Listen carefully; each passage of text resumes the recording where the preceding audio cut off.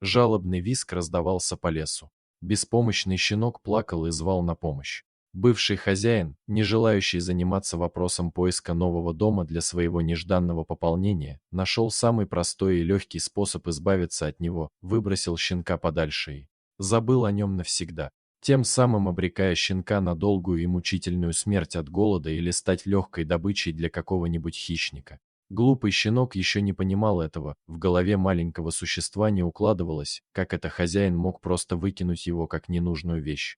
Ведь у него только одна жизнь, и ее не получится начать сначала, и никогда больше он не вернется в этот мир, так и не успев толком с ним познакомиться. Не понимая всей опасности, нависшей над ним, щенок жалобно и пронзительно скулил, иногда срываясь на вой. Где-то там, далеко в деревне, сейчас на привязи плачет его безутешная мать, обнаружив пропажу своего детеныша.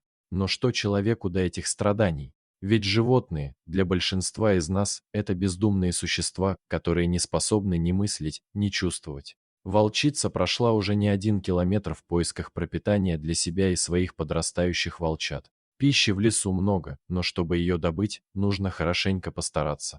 Волки с самого детства привычны к далеким переходам. Возможно, именно это и закаляет их характер, делая привычными к любым трудностям. Волчица подняла морду, втягивая запахи и отыскивая среди них те, что могут быть ей полезны. Вдруг до чуткого слуха хищницы донесся тоненький плач, похожий на тот, что иногда издают ее собственные волчата. Однако, это точно был не волчонок. Материнское сердце не позволило волчице пройти мимо, и она, оставив поиск еды, отправилась на звуки жалобных страданий. Совсем скоро она почувствовала и запах того, кто так отчаянно кричал о своем несчастье. Это была собака. Да, пускай еще и совсем крохотная, но собака. А волки? Чаще всего собак считают своими врагами и иногда даже используют их в качестве пищи, но ребенок твоего врага все равно остается ребенком. Волчица буквально в считанные минуты смогла отыскать брошенного щенка в густых зарослях. Тот, увидев приближающегося хищника, обрадовался, радостно завиляв хвостом и стараясь неуклюже подпрыгивать на месте. Он даже не понимал, что найди его какой-нибудь другой волк или рысь, жизнь его, скорее всего, тут бы и остановилась. Волчица обнюхала уткнувшегося в нее щенка, словно раздумывая, что с ним делать. Она абсолютно не разделяла той радости, которую сейчас демонстрировал этот пушистый комочек. Что с ним делать? Как поступить? Кажется, эти вопросы сейчас читались в глазах хищницы. Одно мощное движение челюстями могло бы сразу и навсегда решить эту проблему. Однако, перед глазами матери стояли ее собственные волчата, которые точно так же радовались ее возвращению.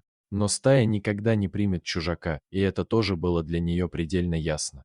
И тогда волчица приняла единственное верное решение. За окном еще только начало светлеть, когда старый егерь Степан Петрович открыл глаза.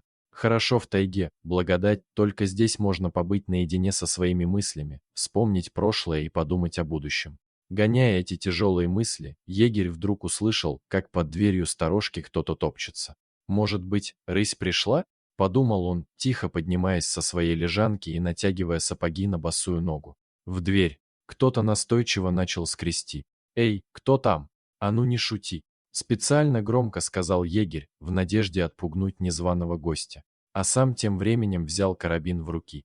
Но после непродолжительной паузы кто-то снова начал толкать входную дверь. Взяв карабин в боевое положение, егерь передернул затвор и медленно толкнул дверь. Та со скрипом отворилась, и Степан Петрович увидел на пороге крохотного щенка. О, а как! Невольно вырвалось удивление. Старик опустил ружье и, выйдя на крыльцо, огляделся. Не мог же этот кроха, сам тут неизвестно откуда взяться.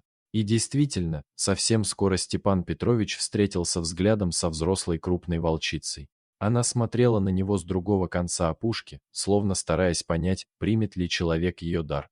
Егерь заулыбался. Не забыла, помнит, значит. Перед глазами тут же всплыла картина, как когда-то, будучи на несколько лет моложе, наткнулся в тайге на беспомощного волчонка.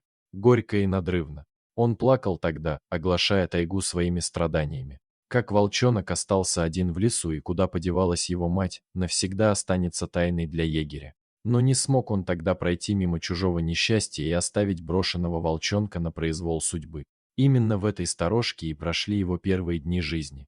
Степан Петрович бесшумно рассмеялся, вспоминая, как крохотная волчица старалась напугать его, показывая свои зубки и делая страшные глаза. Долго лесной житель привыкал к человеку, но привыкнув не забыл. Он взглянул на щенка, копошащегося на пороге его жилища. «Ну что, дружок, привыкай, теперь это будет твоим новым домом». Щенок же, в отличие от волчицы, сразу принял человека, радостно завиляв хвостом и стараясь лизнуть ему руку. Старик рассмеялся, глядя на повадки своего нового друга. Вот уже лето клонилось к своему закату, приглашая к себе на смену красавицу осень. Степан Петрович, сидя на крыльце своего домика, наблюдал, как резвится его заметно выросший дружок. Теперь это был уже не беспомощный глупыш, которого он нашел на своем крыльце почти 3 месяца назад, а крепкий подросток, начавший слушать и понимать своего хозяина. Без собаки в тайге тяжело. Это Степан Петрович прекрасно знал по своему опыту. Совсем недавно пропал его старый пес по кличке Верный. Всю свою жизнь провел он рядом с человеком, но собачий век недолог. И после непродолжительной болезни, в один из дней, егерь нашел своего верного друга мертвым. Горько тогда переживал Степан Петрович, лишившись своего близкого друга, но жизнь уже научила его справляться с тяжелыми потерями. И вот, теперь на смену верному пришел новый друг и помощник. Что получится из этого щенка с умными глазками, егерь еще толком не знал. Но то, что добро и сострадание есть и в мире животных, Степан Петрович это знал точно.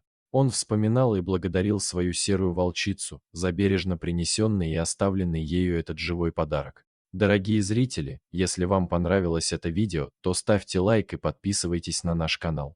До свидания.